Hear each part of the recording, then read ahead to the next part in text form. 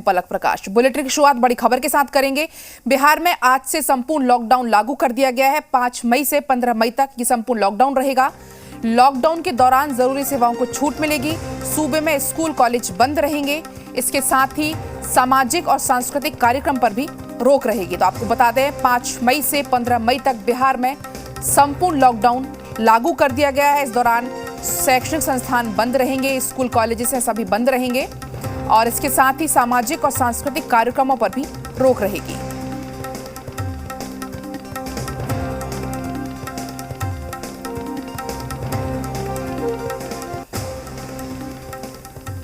बिहार में कोरोना संक्रमण का कहर अभी भी जारी है। पिछले 24 घंटे में 14,794 पॉजिटिव केस सामने आए। पिछले 24 घंटे में राज्य में 94,891 केस टेस्ट किए गए थे।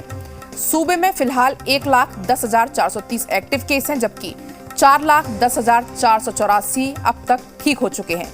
बिहार में कोरोना पॉजिटिव का जो रिकवरी रेट है वो 78.36% है। प्रदेश में सबसे ज्यादा केस राजधानी पटना में सामने आए। राजधानी पटना से 2,681 केस सामने आए। वहीं गया से 767, वैशाली से 673, नालंदा से 618, जमुई से 538, औरंगाबाद से 534 केस सामने आए। इसके साथ ही पश्चिम चंपारण से 516, समस्तीपुर से 498, बेगूसराय से 462 केस सामने आए।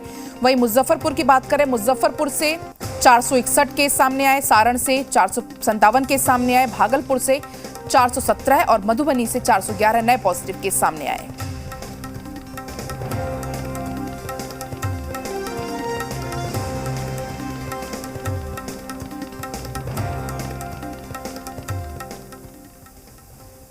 बिहार में आज से 10 दिन का संपूर्ण लॉकडाउन लग चुका है। सूबे में कुछ जगह पर लॉकडाउन का सख्ती से पालन किया जा रहा है, तो कुछ जगहों पर मनमानी की तस्वीरें भी सामने आ रही हैं। ऐसे में सवाल उठता है कि लॉकडाउन लगने के बाद कोरोना संक्रमण से बचने के लिए बिहार वासी कितने तैयार हैं। मामले पर जेडीयू का कहना है कि बिहार में कोरोना से लड़ने और लॉकडाउन का पालन करने के लिए पूरी तरह से तैयार है। डॉक्टर तारा श्वेता आर्या का कहना है कि राज्य सरकार कोविड से निपटने के लिए अपने स्तर पर हर संभव काम कर रही है। जीवन रक्षक दवा रेमडेसिविर से लेकर टीका और ऑक्सीजन की उपलब्धता पर भी सरकार प्रयासरत है। वहीं जेडीयू नेता माधव आनंद ने कहा कि लॉकडाउन का समर्थन करते हुए इसे बिहार वासियों के हित में उठाया गया कदम बताया। वहीं विपक्ष मुद्दे को लेकर हमलावर है।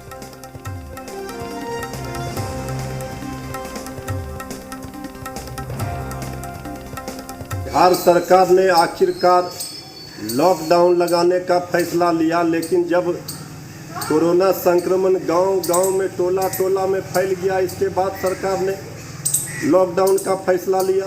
जबकि पूरा विपक्ष 15 दिन पहले से ही कह रहा था कि सरकार को लॉकडाउन लगाना चाहिए कोरोना संक्रमण के चैन को तोड़ने के लिए। सरकार का पूरा सिस्टम जब फेल है, पूरी तरह से कोरोना बेकाबू है, सरकार लाचार है, बेबस है, सरकार ने हाथ खड़े कर दिए। कोरोना के प्रबंधन में सरकार कल भी असफल थी और आज भी असफल है। बंदी के बाद भी जो लॉकडाउन लगा है ये किसके दबाव में लगा हुआ है, ये किसी से छिपा हुआ नहीं है।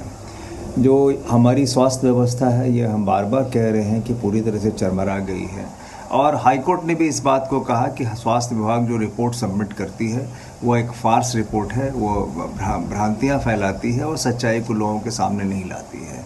अब जो राज्य की स्थिति है, ऐसी स्थिति में लॉकडाउन के बाद जो है खास करके जो डेली मजदूर हैं, जो दैनिक भत्ता पे काम करते हैं, उनके लिए बहुत संकट का समय आ गया है। कोरोना संक्रमण को मद्देनजर रखते हुए बिहार में लॉकडाउन लगाया गया है, जिसका कि मैं बहुत ही ज़्यादा स्वागत करती हूं।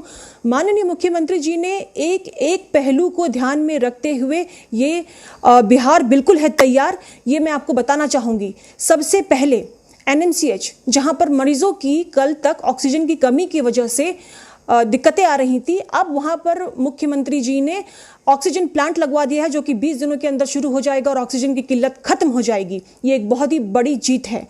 दूसरी बात, इस बार बिहार को 16 लाख डोज मिलेंगे इंजेक्शंस के, जिसमें कि कोवैक्सीन और कोविशील्ड दोनों ही शामिल हैं, जिसके लिए कि मैं बहुत बहुत धन्यवाद देती हूं बिहार सरकार को।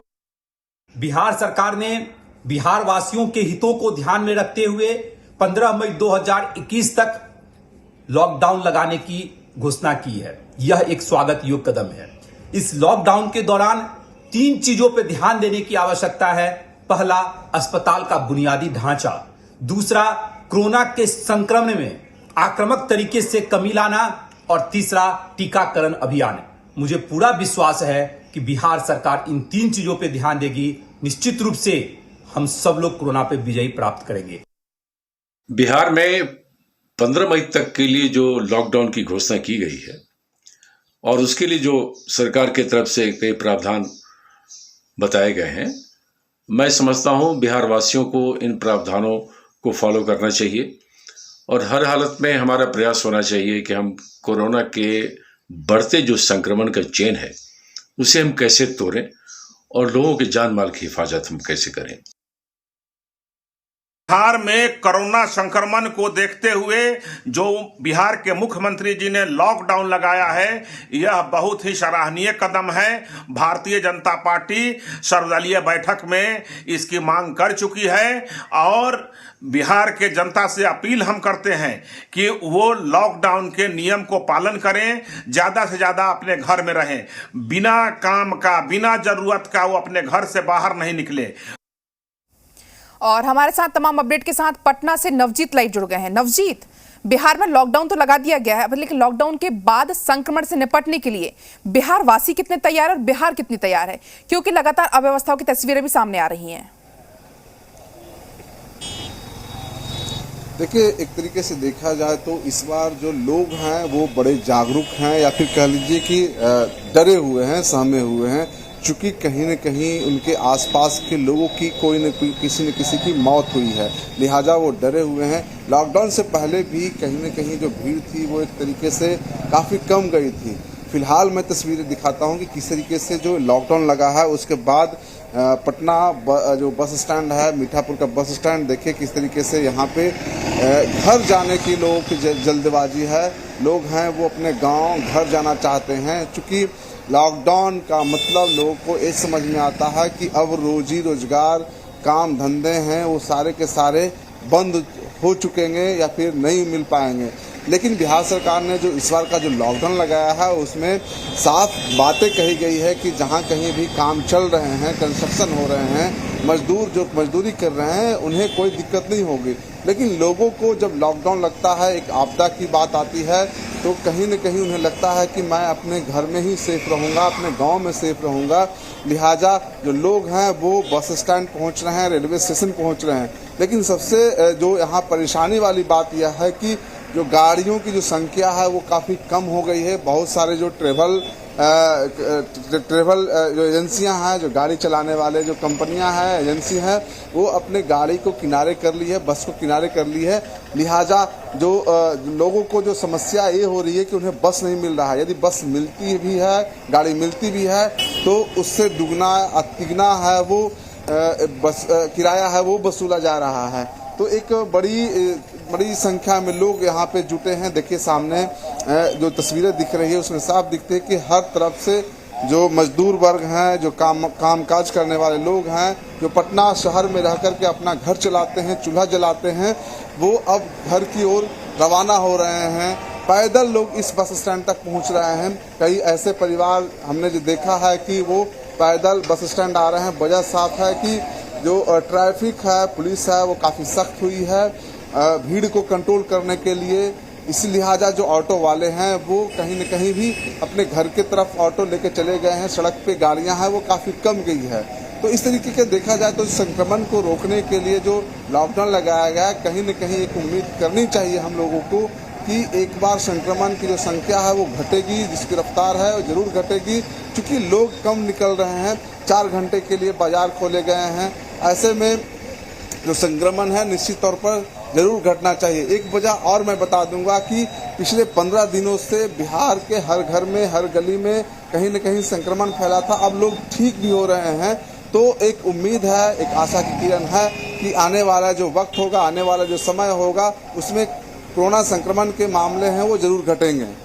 जी नवजीत, बिल्कुल। तो कहीं ना कहीं उम्मीद है कि संक्रमण की दर जो है घटेगी। फिलहाल आपका बहुत बहुत शुक्रिया तमाम जानकारी के लिए।